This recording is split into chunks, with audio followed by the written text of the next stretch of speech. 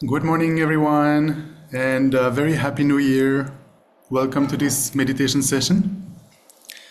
Let us take a moment before we start to arrive on our cushion, on our chair, in front of our device. We can do that by taking 3 deep, slow breaths. Every time we inhale, trying to refresh our attention. Every time we exhale, trying to relax.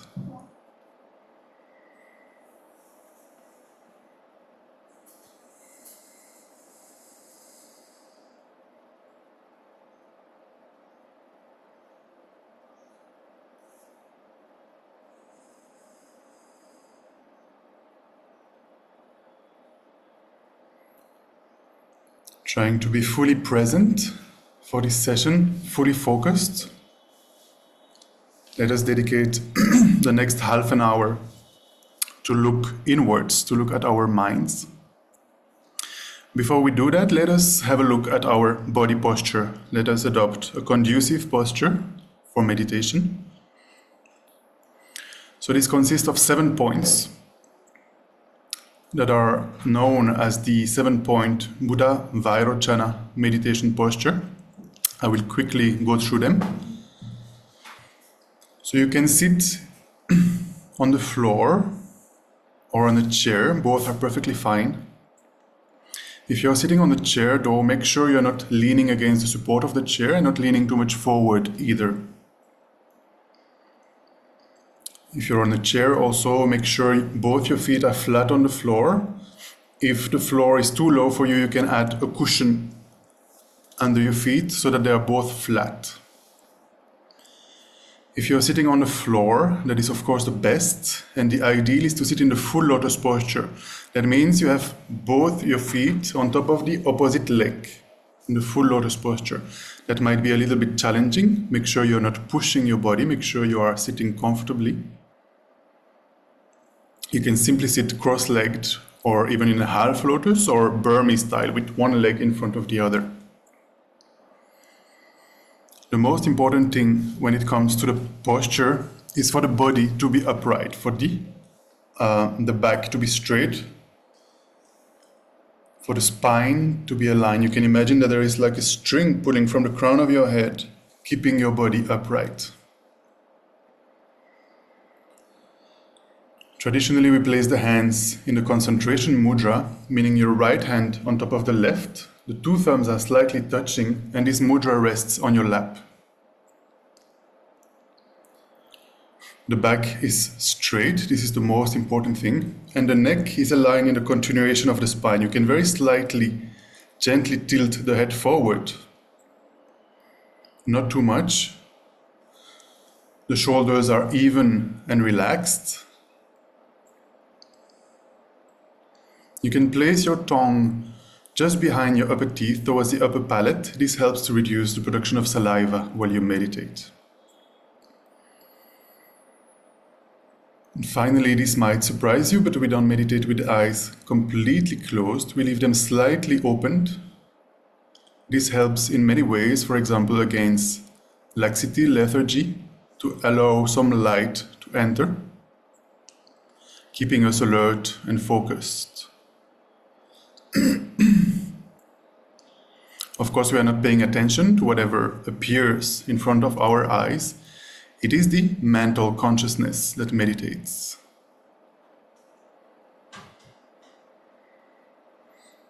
So out of these 7 points, the most important one is for the body to be upright. So try to at least focus on that one. Now that we looked at our body posture, let us take a look at our minds. Let us generate a proper motivation for doing meditation, a proper motivation for this session. And we can use this motivation as well for the whole day, for the whole week, for the whole year, for the whole life, and even beyond. We can try to generate this motivation in our minds so that it remains with us until we achieve full awakening, life after life after life, until we reach the state of a Buddha. So that whenever we get reborn, we just pick up where we left off in the previous life. Similarly, when we wake up in the morning, we pick up where we left off the previous day, continuing our enlightening activities for the benefit of all. Let us try to generate this motivation of bodhicitta. Bodhicitta is Sanskrit for the mind of awakening. It is the wish to achieve the state of full awakening in order to be able to benefit all sentient beings. Now, what does that mean? Why do we want to benefit sentient beings? And what does it mean to achieve awakening? So first, let us recognize what state we are in, what state all sentient beings are in. The very first teaching the Buddha gave after achieving awakening is the teaching on the Four Noble Truths. And the first of these Four Noble Truths is called the Truth of Suffering. Basically, it is about recognizing that since beginningless time, since time immemorial, for countless lives in the past until now, we have been trapped in the vicious prison of our own mind. The vicious prison of samsara, or cyclic existence in English. Basically, we are failing to recognize how things exist. We have a misconception of reality. Everything that appears to us, including our own selves, we apprehend everything as existing very solidly, very objectively, as if things from their own side were existing by their own power, completely independent from our minds. So everything appears so solid to us, solidly out there, solidly real. And in particular, we have this apprehension towards the I, me, myself. It feels to us that it is so objectively there, so strongly existing from its own side. And because of that, we feel that we are the center of the universe. We have this misconception feeling that I am more important than others. But if we check carefully, if we look, if we analyze, there is absolutely no logic behind this. There is no proper established reason behind this thought. Because if we look around us, all other sentient beings, all other human beings, all other animals, we can clearly see that in animals, each and every one of them has the same basic wish that we have. We want to be happy. We don't want to suffer.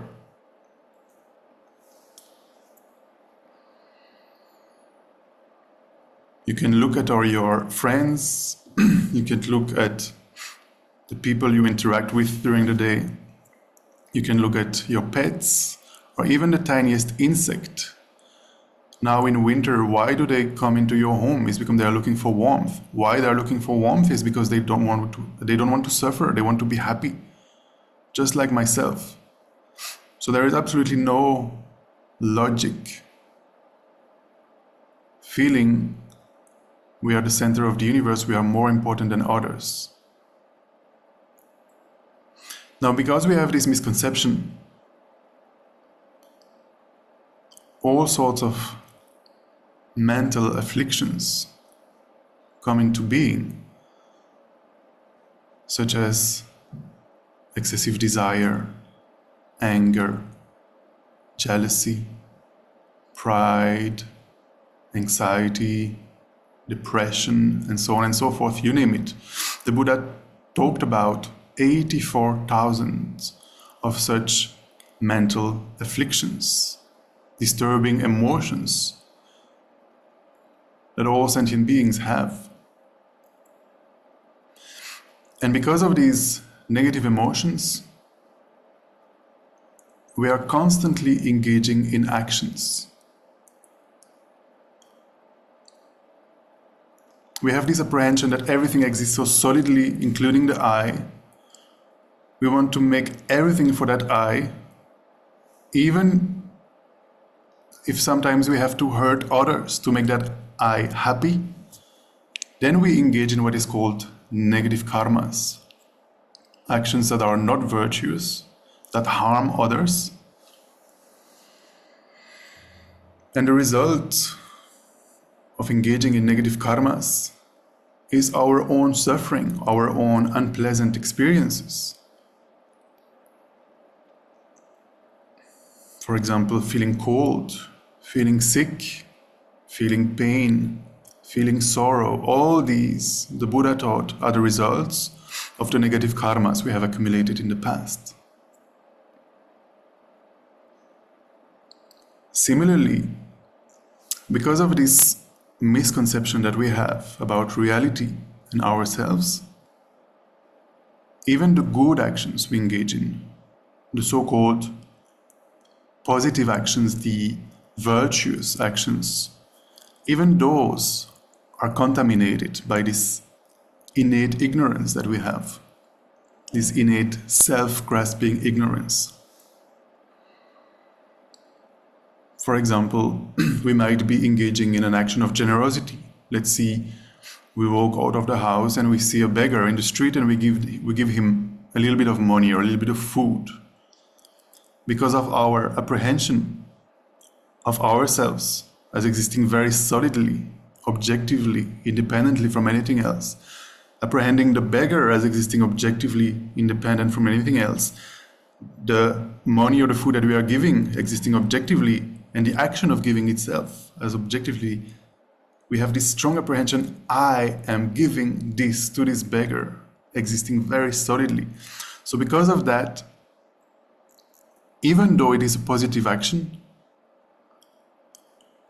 the ripening of that positive karma will be in the form of a pleasant experience within conditioned existence, within samsara, within cyclic existence. Basically, what that means is that all the moments of pleasure that we have, for example, you might have your heater on this morning, feeling some warmth, feeling good.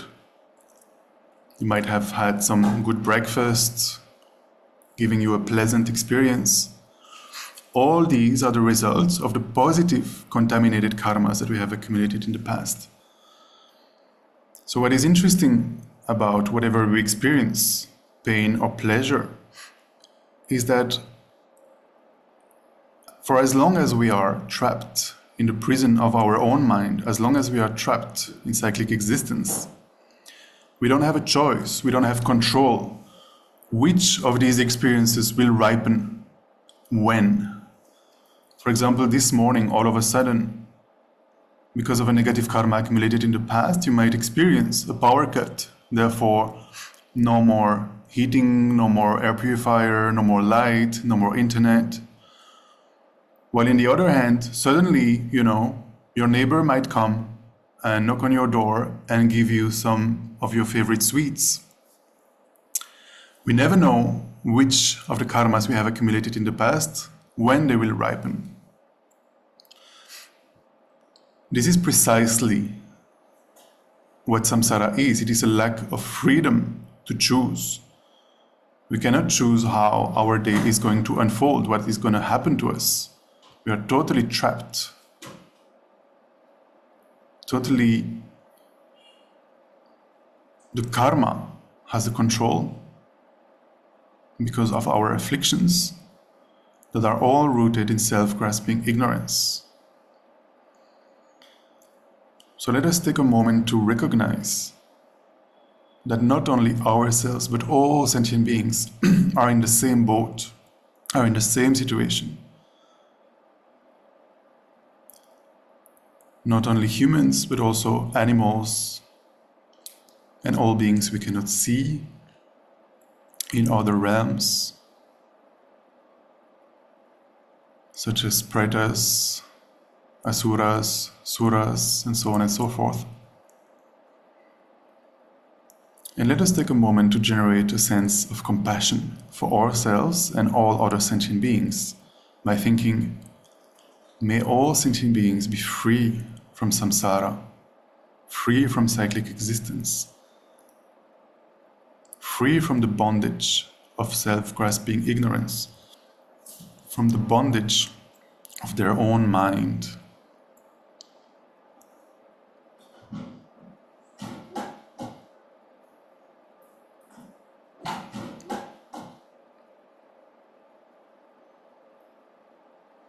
Not only recognizing that all sentient beings are in the same boat, but feeling a sense of closeness towards all sentient beings. Realizing that all of them want to be happy, none of them want to experience suffering. Remembering how in countless past lives all sentient beings have been so kind to us. If we just consider this very life, the very fact that we can understand each other, somebody taught us how to speak,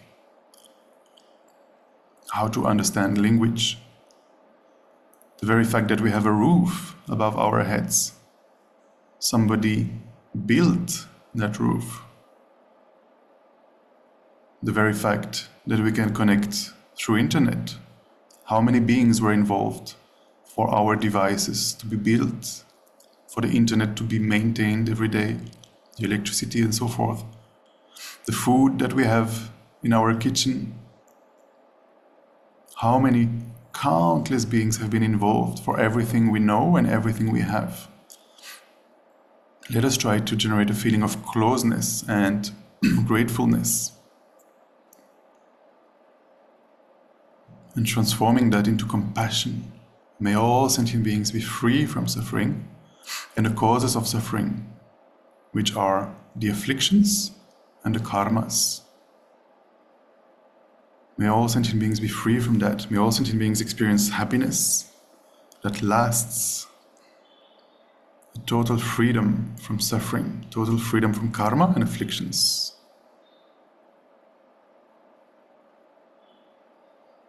Now, let us try to take this compassion even further. Let us try to generate a sense of responsibility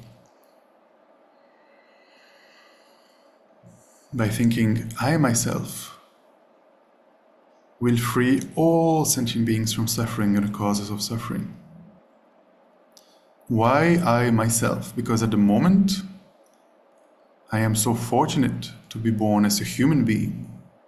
And not only that, I have all my physical, mental abilities, and more importantly, I have met with the Buddha Dharma, I have met with the teachings of the Buddha. I am interested to look inwards, to look at my mind, interested to reduce my afflictions, to purify my karmas.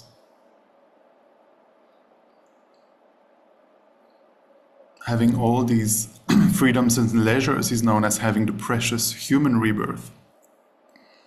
Particularly having met the teachings of the Buddha, being interested in them, being able to access the teachings of the Buddha. So because I have these leisures, we can see even in terms of this planet, how many beings have met the teachings of the Buddha, how many beings are interested in them. We have about 8.1 billion human beings on the planet at the moment, I believe. How many have met the teachings of the Buddha? How many are interested? How many have time to dedicate to the study, contemplation, and meditation? Very, very, very few. So considering not only them, but all beings on the planet, animals and so forth, and not only the planet, but all other realms, countless sentient beings. Just at the level of the planet, we can just consider how many ants, small tiny insects are living, countless, numberless. They don't have the fortune that we have now to be born as a human, looking at the mind. So for them, let us try to generate a sense of responsibility. I myself will free them from suffering and the causes of suffering, the afflictions and the karmas. Now, how can I do that? I myself, even though I'm a human, I am trapped in the vicious prison of my own mind. I am under the control of the afflictions and the karmas. So if we look at the history of humanity, there was one being 2600 years ago known as Prince Siddhartha. He showed the example that through meditation, through constant familiarization with the nature of reality, it is possible to pacify all our mental afflictions completely by constantly repeatedly seeing how things actually exist, being devoid of objective existence, being devoid of intrinsic nature, inherent nature. By constantly familiarizing ourselves with this, we can gradually remove all the afflictions, all the mental veils, all the obscurations, afflictive obscurations and even cognitive obscurations that separate us from the state of full awakening. Let us try to generate the wish to become just like the Buddha, to become fully awakened, totally liberated from the mental veils, totally liberated from self-grasping ignorance, as well as all the cognitive obscurations, in order to achieve the state of full awakening, the state of perfect enlightenment and omniscience. Therefore, being able to guide all sentient beings unmistakenly. A Buddha being omniscient knows perfectly the past, the present, and the future of each and every sentient being, therefore knowing perfectly how to guide them according to their capacity. Let us generate this most beautiful wish for today, for this week, for this year, for this life, and until awakening, by thinking, may I become fully awakened, may I achieve the state of a Buddha for the benefit of all sentient beings. May I become a Buddha for the benefit of all sentient beings. May I become a Buddha for the benefit of all sentient beings. Try to give rise to this most beautiful mind of bodhicitta.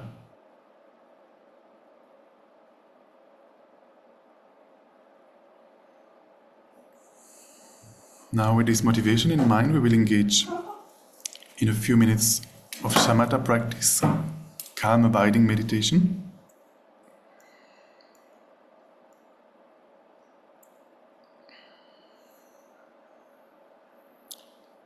So again, remember the body posture. Most important is for the body to be upright, for the back to be straight. Second thing is that we need an object of meditation. If you're familiar with Shamatha, I would recommend you stick to the object you're most familiar with. Otherwise, I would recommend using the breathing sensation at the entrance of the nostrils. You know, every time you breathe in, breathe out, you can feel, for example, as you breathe in a little bit of cool air at the entrance of the nostril, as you breathe out, perhaps it's a little bit warmer. So try to focus on that feeling, on that sensation at the entrance of the nostrils. Now, when we meditate, we have two major obstacles that are called excitement and laxity.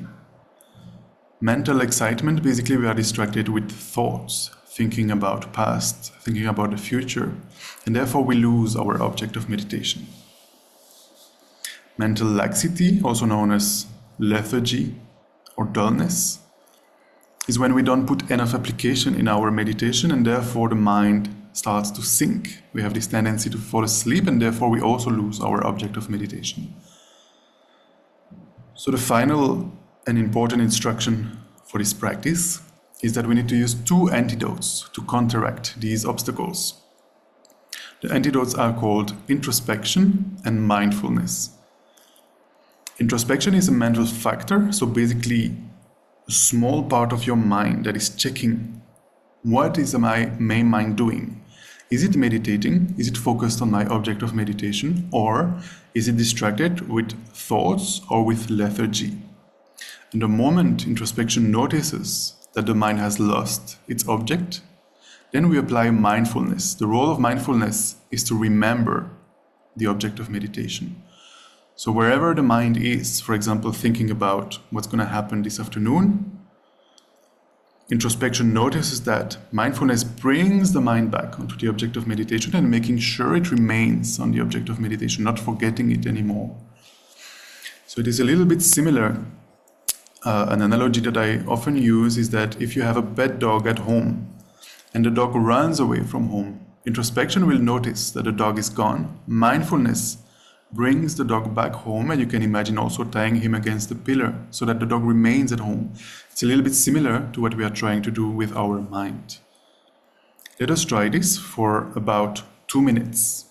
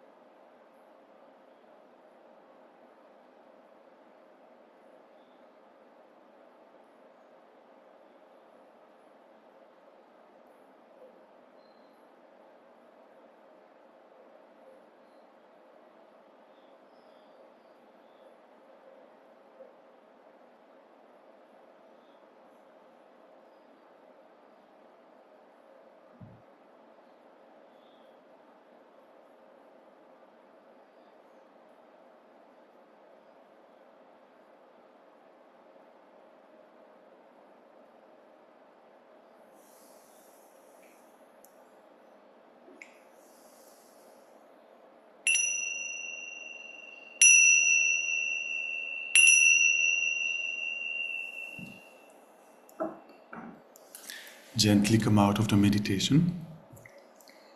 So 2 minutes might feel very short, but actually this is a good thing, because at the end of the 2 minutes perhaps you want to do it more, you want to do it longer. So this is a very good sign that you will make the effort to again sit and do it. If you meditate for too long, for example, some people, when they begin with meditation, they want to sit for 1 hour. This is way too long at first, because after 1 hour we might feel tired, exhausted, and then the next time we see the meditation cushion, we might feel, aversion, and then we will not make the effort to meditate again and again. Also because we have the tendencies to be distracted since beginningless time, if we sit for 1 hour, 2 hours, and we don't apply the antidotes carefully, then we are just strengthening our bad habits. But if we sit for 2 minutes or 5 minutes, let's say, every day, every morning, every evening, or every morning, or every evening, whatever you can do, however time you can dedicate, if we make the effort to say, at the beginning of the session to commit for the next 2 minutes, 3 minutes, or 5 minutes, I will make the effort to apply introspection and mindfulness, then gradually we will improve. Our mind will become more subdued. We will be more familiar with the antidotes, and gradually our concentration will develop. Let us take a moment to dedicate whatever virtues we have accumulated in this session by generating the mind of awakening and by familiarizing ourselves a little bit with introspection and mindfulness, so that we may very soon achieve the state of full awakening in order to guide each and every sentient being without leaving even one aside. May the precious minds of awakening and the wisdom realizing the emptiness of objective existence of all phenomena that have not been developed quickly be generated, and whatever has been already generated may it never decrease but increase forevermore. May our precious teachers, such as His Holiness the Dalai Lama, have very long and healthy lives and continue to teach, to guide us for as long as space remains. Finally, may all the wars that are happening in the world immediately come to an end. May there be no new war, may there be no famine, may there be no epidemic, may there be no financial disaster and natural disasters of the elements. May peace and harmony prevail in everybody's hearts and lives. Thank you so much for joining us this morning. And we are very happy today to open Tushita Delhi again after a short 2.5, 3 weeks of winter break. And today, for our reopening, we are very fortunate to be welcoming Venerable Geshe Dorje Damdul. This is happening tonight at 6:30 p.m. IST in person at Tushita, as well as here on the same Zoom, the same link. And Geshe will give us a teaching on what are the benefits of the mind of awakening, bodhicitta, and how to cultivate it. Then on Saturday, Venerable Thupten Dechin will give us a teaching at 5 p.m. IST. Next week we'll have some meditations and pujas, more teachings. On the 20th of January, this is also a Monday, 2 weeks from now, 6:30 p.m., we are extremely fortunate to be welcoming Serkong Thenchap Rinpoche. You might have heard about him in his previous incarnation. He was the teacher of George Lucas, who created Star Wars. And you might know in Star Wars there is this character called Yoda, who is like a very wise green creature with long ears, who speaks a funny English. So the inspiration for Yoda was actually the previous incarnation of Serkong Rinpoche. So Serkong Rinpoche is coming on the 20th of January, 6:30 p.m. IST at Tushita, as well as online, the same Zoom link. And will give us a teaching on the Four Noble Truths, the very first teaching that the Buddha gave after achieving awakening 2,500 years ago. Then we'll be welcoming many other sanghas and teachers in the coming weeks. Please have a look at our program. You can find it on tushitadelhi.com. If you click on event calendar, then you have details for all the sessions, whatever is happening at the center and online. Thank you very much for joining us this morning. Wish you a very beautiful day, very beautiful year, and see you soon. Thank you very much. Bye-bye.